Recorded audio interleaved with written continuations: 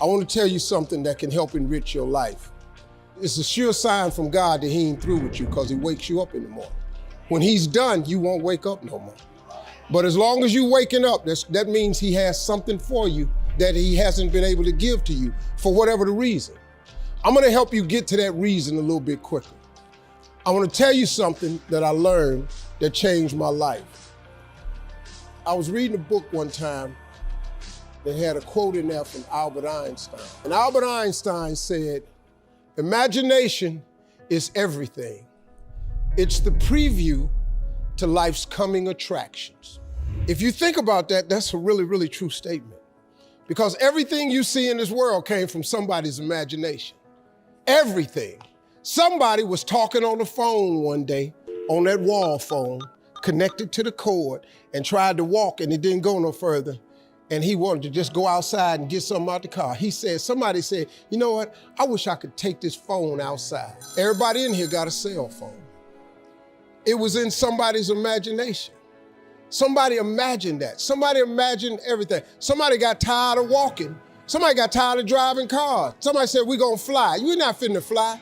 Everybody in here done been on a plane. See, your imagination is the evidence of things not seen. You know why they call it the evidence of things not seen? Your imagination, you the only one can see it. You're the only one can see it. See, so all this stuff you've been imagining was not some hocus pocus. When you imagine stuff, it's actually God showing you a preview of a coming attraction he has for you. That's what your imagination is. Why do you keep imagining yourself with a second home? Because God wants you to have a second home. Why do you keep imagining yourself in a supervisory capacity on another job? Because God really wants you to have that. Why you keep dreaming of opening a business one day? That's because that's what God really got for you. And he put it in your imagination. The problem with your imagination, though, is you tell it to the wrong people. If you want to kill a big dream, tell it to a small-minded person.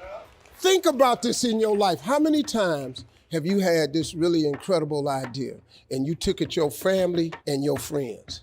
You shared it with them and they shot it down. You know why they shot it down? Because they couldn't see it. Because God didn't put it in their imagination, he put it in yours. It was your evidence of things not seen. See, all this stuff you've been imagining, you ought to start working on it. Because that's what God really got for you. Your real life is in your imagination.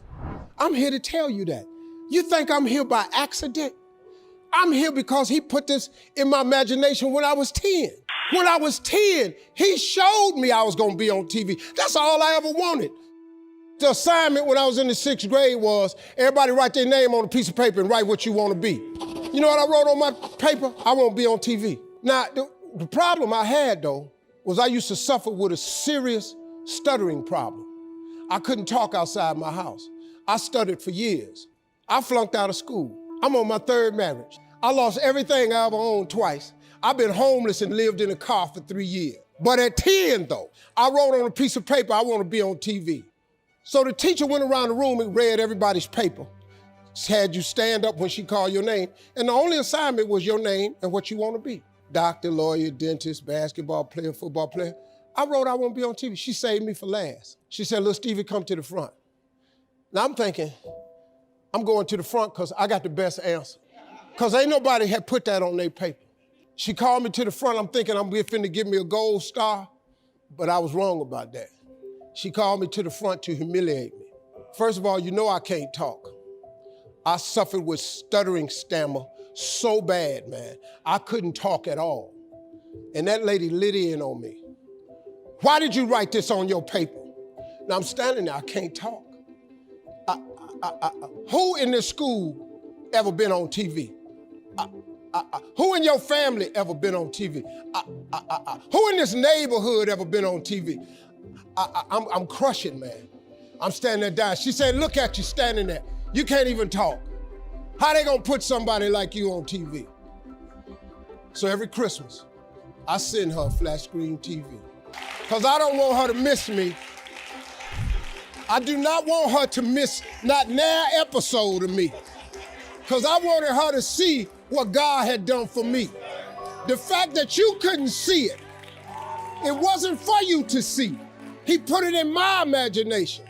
But after 3 years of homelessness, losing everything I ever owned twice, suffering through flunking out of school, go home and cut your TV on. That little boy with the stuttering problem, he all over that TV. You can't cut your TV on. You can't cut your TV on not now day of the week and you don't see that little boy. That little boy with the stuttering problem is all over that TV because God put it in my imagination. All I did was hang on to that thought. I just kept hoping. I just kept hoping that what I had wrote on the paper would come true. A lot of times it wasn't about no faith. I didn't believe it sometimes. When you homeless and living in a car, how you see yourself as a TV star? But I just kept hanging on there. Because my mama was a Sunday school teacher, I kept hearing her say, God didn't bring you this far to leave you. God didn't bring you this far to leave you. Why do you think he keeps waking you up? Because he got more for you. He got way more for you. He got plans for you. But he needs your faith. He just needs you to call on him. He needs you to dust off your imagination and just go for it. You got to try. Quit waking up thinking you ain't got no say-so in your life. You have a choice in this matter. You can't stop what happened to you, but you can doggone sure do something about what happened to you. Life is 10% what happened to you, it's 90% what you do about it. Somebody in your family gonna die. Somebody in here gonna get fired. Somebody here gonna get an eviction notice. Somebody gonna get laid off. Somebody company gonna close. That's life. Somebody you love gonna break up with you. That's life. But what you gonna do about it though? Since it's gonna happen anyway. Trust me, go home and ask God to open up your imagination and then pursue it with everything in you and watch what he do for you. Appreciate y'all.